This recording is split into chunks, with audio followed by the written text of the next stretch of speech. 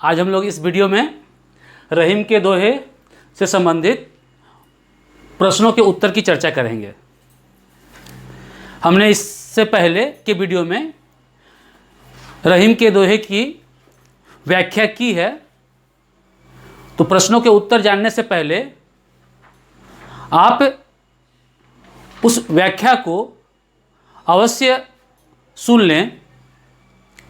उसके बाद इसे समझना बहुत ही आसान हो जाएगा। तो इसमें पहला प्रश्न है कि प्रेम का धागा टूटने से पहले की भांति क्यों नहीं हो पाता।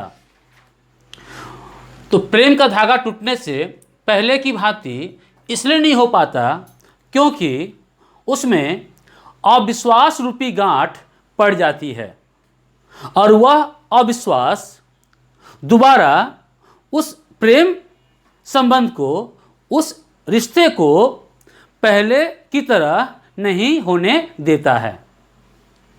दूसरा प्रश्न है, हमें अपना दुख दूसरों पर क्यों नहीं प्रकट करना चाहिए।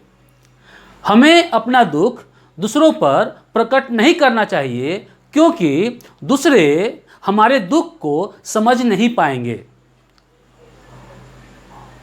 उनकी सहानुभूति हमसे नहीं होगी और हम सिर्फ उन्हें बताकर ही रह जाएंगे। अपने मन की व्यथा दूसरों से कहने पर उनका व्यवहार कैसा हो जाता है।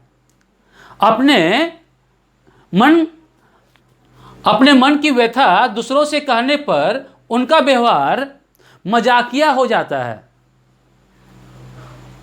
वे हमारी व्यथा को सुनकर हंसते हैं, पीठ पीछे मजाक करते हैं। इसलिए हमें अपने मन की व्यथा को दूसरों को नहीं बताना चाहिए। गौ नंबर, रहीम ने सागर की अपेक्षा पंख जल को धन्य क्यों कहा है।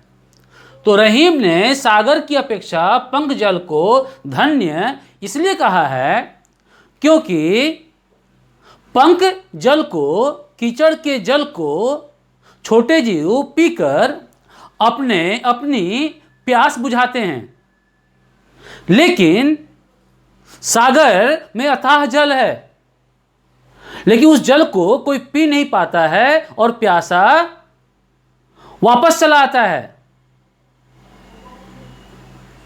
तो वही व्यक्ति धन्य होता है जिससे दूसरों को या दूसरों का उपकार होता है।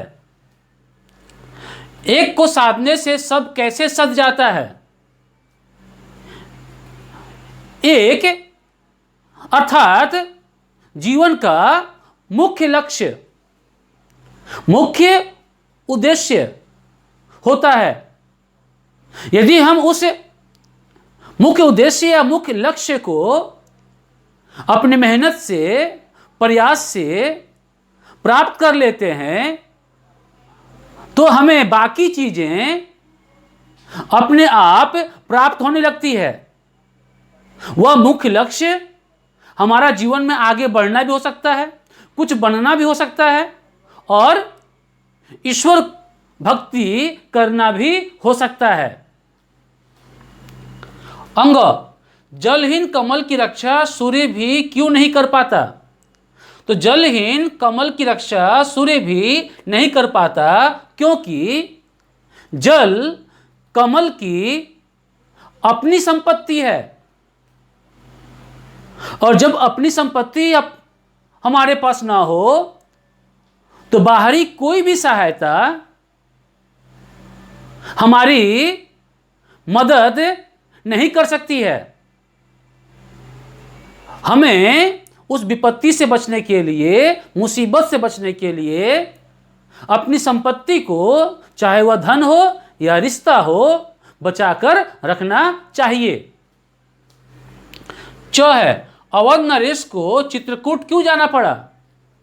अवध नरेश अर्थात राम को चित्रकूट इसलिए जाना पड़ा क्योंकि 14 वर्ष का वनवास पाने के कारण उनका मन व्यथित था, दुखी था। उन्हें इस दुख की घड़ी में शांति की आवश्यकता थी।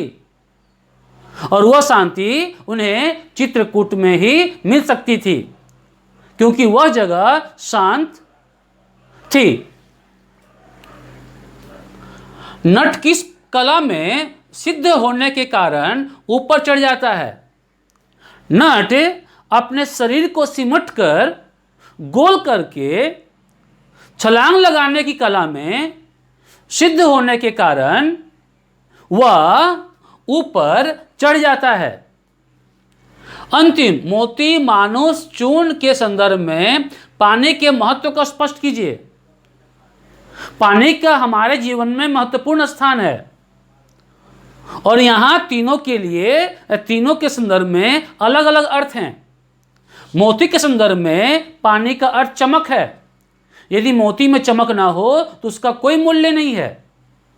मानुष के संदर्भ में पानी का अर्थ उसका मान सम्मान हो, मान सम्मान है। यदि मनुष्य का अपना मान सम्मान ना हो तो उसका भी जीवन व्यर्थ है। चूर्ण के संदर्भ में पानी का अर्थ जल है। यदि चूर्ण अर्थात चूना में पानी ना मिलाएंगे तो वह किसी काम का नहीं होता है। तो इस प्रकार से यहां पाठ में आए प्रश्न हैं और उनके उत्तर हैं। इसके बाद का प्रश्न है भाव स्पष्ट कीजिए। तो मैंने जो पिछले वीडियो में व्याख्या की है उस व्याख्या को अगर हम ध्यान से सुन लेंगे, पढ़ लेंगे तो उसी से भाव स्पष्ट करो प्रश्न का उत्तर हमें मिल जाएगा। तो इस वीडियो में इतना ही। और भी वीडियो पाने के लिए इस चैनल को सब्सक्राइब और लाइक करना ना भूलें। धन्यवाद।